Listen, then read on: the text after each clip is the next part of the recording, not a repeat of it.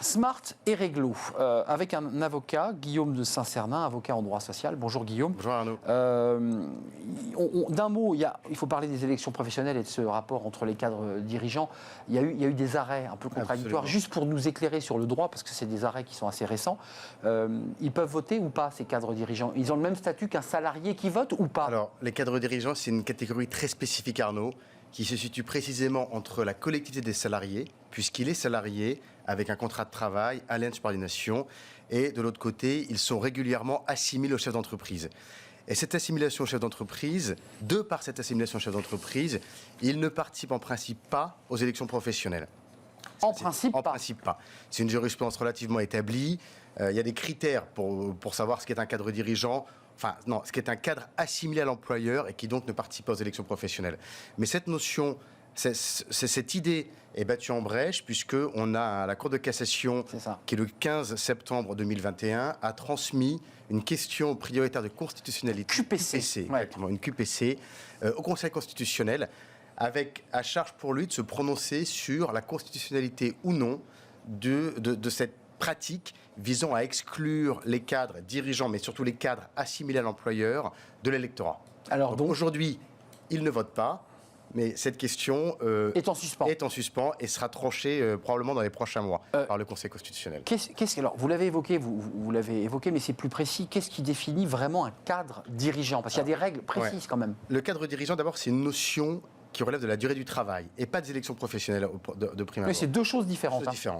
Donc le cadre dirigeant, c'est un cadre qui a des responsabilités dont l'importance implique une grande indépendance dans l'organisation du temps de travail, qui est capable de prendre des décisions de manière largement autonome et qui perçoit une rémunération parmi les plus élevées. Et donc finalement, la Cour de cassation, partant de ces trois conditions cumulatives, considère que le cadre dirigeant est un cadre qui participe à la direction effective de l'entreprise. Concrètement, ça ne peut concerner qu'un tout petit nombre de salariés, le cercle de pouvoir le plus restreint auprès du chef d'entreprise. Donc il n'est pas soumis aux règles de la durée du travail. Ça, c'est la première chose. Il peut venir ou ne pas venir. Il fait ce qu'il veut. Il est totalement libre. Il est libre de rester chez lui s'il veut travailler à domicile. Juste un mot quand même, parce que c'est intéressant. Une QPC, on lève les sages du Conseil consti, il faut qu'ils travaillent. En quoi est l'enjeu là? Parce que d'abord, les élections professionnelles, il y a peu de votants. Aujourd'hui, c'est quand même une élection qui est assez peu plébiscitée par les salariés. Alors de plus en plus quand même. Un peu plus, mais ça reste assez faible. Oui. Mais en quoi il y a un enjeu fort de savoir si le cadre dirigeant peut voter ou pas? Alors, l'enjeu, c'est de savoir si le cadre qui est assimilé à l'employeur, parce qu'il détient une délection de pouvoir sur l'entreprise, un service, un établissement, ou parce qu'il représente effectivement l'employeur devant les représentants du personnel. Donc celui-ci est assimilé à l'employeur. C'est souvent en pratique le même que le cadre dirigeant, mais ce n'est pas systématique. Et donc l'enjeu, c'est que, étant un salarié, il doit pouvoir, ou pas, mais la question se pose, comme les autres salariés, participer à la désignation de personnes qui vont le représenter. Ça, c'est un principe constitutionnel qui relève de 1946, qui a été repris en 1958, mais c'est un principe de base. Donc l'enjeu, c'est ça. C'est est-ce que ces salariés-là, qui sont assimilés à l'employeur, qui sont souvent des cadres dirigeants, vont voter ou pas. Et l'enjeu, cette QPC est posée à la suite d'un contentieux électoral d'un groupe d'entreprises qui avait écarté des élections professionnelles tous les directeurs d'établissement. Donc il y avait plusieurs dizaines de salariés, directeurs d'établissement. Donc ça pesait en termes électoraux. Ça pesait en termes électoraux. Donc ils ne pouvaient pas voter. Donc c'est ça l'enjeu, c'est est-ce qu'ils vont voter ou pas. Avec la question quand même que lorsqu'un cadre dirigeant, si le Conseil constitue l'autorise à voter, puisse peut-être avoir une certaine influence sur son choix. Il peut lui aussi entrer dans une forme de campagne et influencer une organisation plutôt qu'une autre. Il y a un sujet quand même. Bien sûr, il y a un sujet parce que c'est des gens qui sont des cadres qui ont un pouvoir dans l'entreprise. Et donc, il y a probablement une question là d'indépendance aussi vis-à-vis de l'employeur. C'est d'ailleurs pour ça qu'aujourd'hui, ils ne votent pas. Est-ce qu'ils sont vraiment indépendants? Et puis d'indépendance à l'égard des organisations. Parce que certains salariés vont dire, mais si le patron, parce qu'en fait, il est considéré comme le patron, se met à voter, il peut influencer ou s'opposer ou voter pour le syndicat maison, puisque ça c'est une vieille stratégie syndicale. Donc il y a quand même un enjeu derrière qui est j'allais dire, presque politique. Absolument, ouais, tout à fait. C'est ça le sujet. Exactement. Un dernier mot sur ces cadres dirigeants.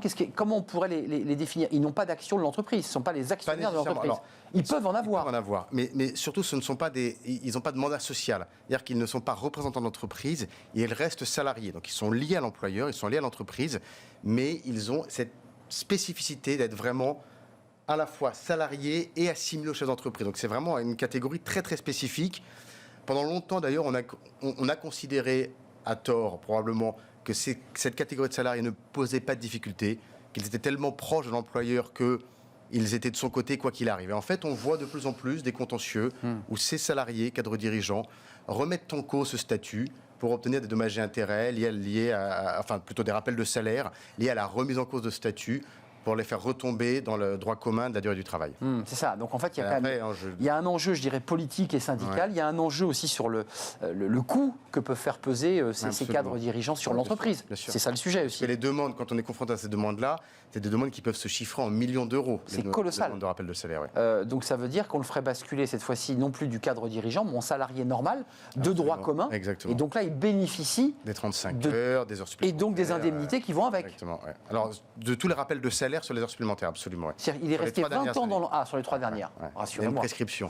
Donc il va toucher pendant 3 ans le nombre d'heures au-delà des 35 heures qu'il a pu faire. Exactement. Juste un détail, maître, à condition qu'il l'éprouve quand même. Alors la charge de la preuve est partagée. C'est-à-dire que ce n'est pas à lui de tout prouver. Il doit apporter des éléments objectifs laissant à penser que sa démarche est sérieuse.